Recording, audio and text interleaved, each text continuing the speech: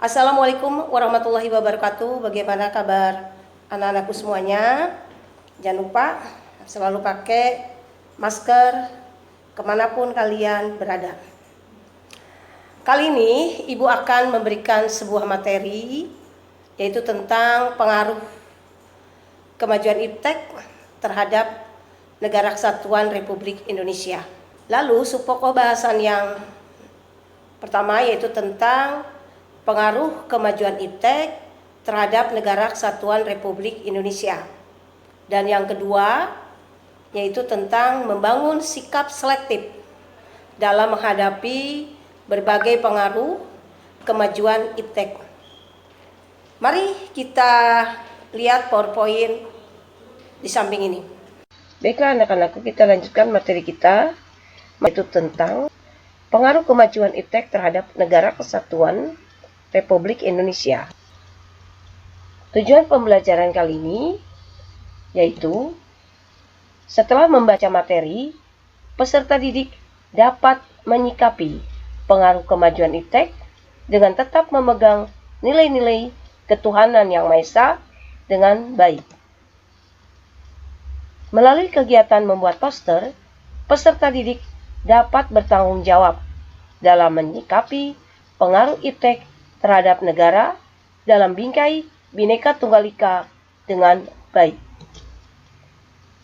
Setelah mempelajari materi pengaruh iptek, peserta didik mampu mengidentifikasi pengaruh kemajuan iptek terhadap negara dalam bingkai Bhinneka Tunggal Ika dengan benar.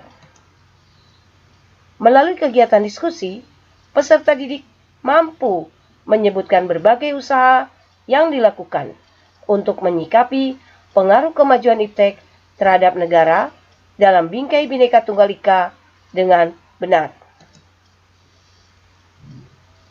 Gambar di atas menunjukkan suatu perkembangan teknologi transportasi darat. Perkembangan ilmu pengetahuan dan teknologi pasti memiliki pengaruh, baik pengaruh negatif maupun positif, terhadap kehidupan manusia. Bagaimana pengaruh negatif dan positif kemajuan ilmu pengetahuan dan teknologi terhadap kemajuan Negara Kesatuan Republik Indonesia? Kita bahas yang A dulu, yaitu pengaruh kemajuan iptek terhadap Negara Kesatuan Republik Indonesia. 1. Pengaruh positif kemajuan iptek bagi kehidupan bermasyarakat, berbangsa, dan bernegara. Aspek politik. Kemajuan teknologi memudahkan partisipasi masyarakat dalam pemerintahan. Perhatikan gambar berikut. Ini adalah layanan informasi dan pengaduan Kementerian Pendidikan dan Kebudayaan Republik Indonesia. Apa fungsi web tersebut? Ini adalah sebagai ruang tanya jawab pada web. Dapat digunakan untuk bertanya ataupun berdiskusi masalah yang berhubungan dengan instansi terkait. Aspek ekonomi. Makin meningkatnya investasi asing atau penanaman modal asing di negara kita. Makin terbukanya pasar internasional bagi produk lokal atau hasil produksi dalam negeri. Meningkatkan kesempatan kerja, meningkatkan devisa negara, serta meningkatkan kemakmuran masyarakat.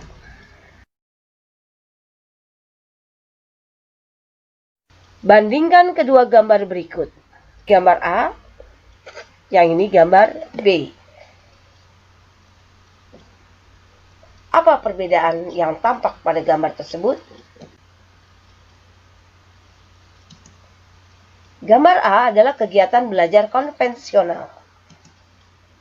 Gambar B, kegiatan belajar berbasis teknologi. Melalui perkembangan teknologi, kegiatan belajar dapat dilakukan secara singkat. Pembelajaran akan lebih efektif, efisien, dan menarik. Kemajuan teknologi dalam pendidikan sangat membantu menjelaskan materi yang sulit Selain itu, pembelajaran lebih menarik dan tidak membosankan. Aspek sosial budaya. Munculnya berbagai media sosial yang membantu proses sosialisasi. Perkembangan berita dunia dapat diakses melalui internet, memudahkan pemerintah belajar strategi-strategi yang diterapkan negara lain dalam menghadapi masalah. Memudahkan proses pembelajaran seperti mengakses berbagai sumber pengetahuan dan referensi dalam belajar. Sistem pembelajaran menjadi bervariasi dengan memanfaatkan internet. Aspek hukum, pertahanan, dan keamanan. Menguatkan supremasi hukum, demokratisasi, dan tuntutan terhadap dilaksanakannya hak asasi manusia.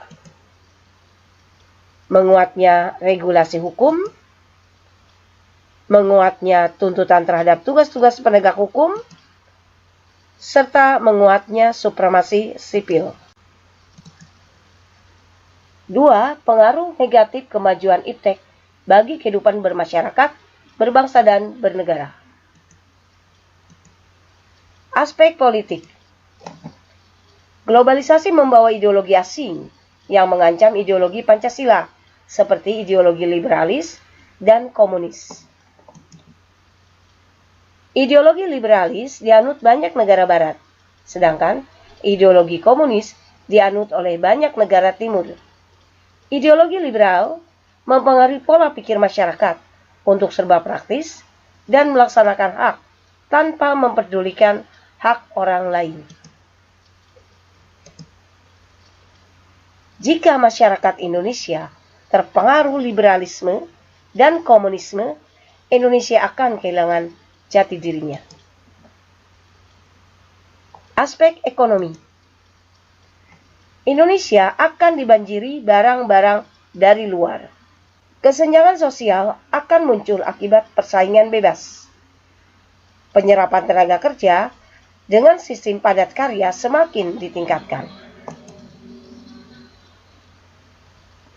Aspek sosial budaya. Munculnya gaya hidup konsumtif. Munculnya sikap hidup hedonis. Munculnya sikap individualisme. Munculnya kesenjangan sosial. Munculnya gaya hidup westernisasi dan memudarnya semangat gotong royong. Aspek hukum, pertahanan, dan keamanan. Munculnya aksi radikal, makar, dan tindakan anarkis dari masyarakat. B. Membangun sikap selektif dalam menghadapi berbagai pengaruh kemajuan iptek. Perkembangan teknologi mempermudah komunikasi antar individu, hubungan antar masyarakat, bangsa, dan negara. Akan tetapi, memanfaatkan kemajuan teknologi harus dibarengi dengan sikap tanggung jawab. 1. Sikap tanggung jawab dalam perkembangan iptek. Setiap manusia Indonesia harus memiliki kearifan dan berpegang pada prinsip moral. Jika iptek dimanfaatkan tanpa kearifan dan tidak dengan pertimbangan moral, kecenderungan untuk merusak lingkungan lebih besar. 2. Sikap selektif terhadap pengaruh kemajuan iptek. Di bidang politik, menyeleksi informasi atau berita sebelum disalurkan melalui media sosial. Menyampaikan aspirasi kepada wakil rakyat melalui media sosial. Di bidang ekonomi, memanfaatkan perkembangan iptek untuk melakukan perdagangan antar negara. Kemudahan mendapatkan barang secara online harus disesuaikan dengan kebutuhan demi mencegah budaya konsumerisme. Nah, begitulah anak-anakku semuanya. Semoga ilmu yang sudah Ibu sampaikan ini bisa dipahami, dimengerti, dan bisa diaplikasikan dalam kehidupan kalian sehari-hari. Dan jangan lupa kalian selalu menggunakan masker dimanapun kalian berada. Wassalamualaikum warahmatullahi wabarakatuh.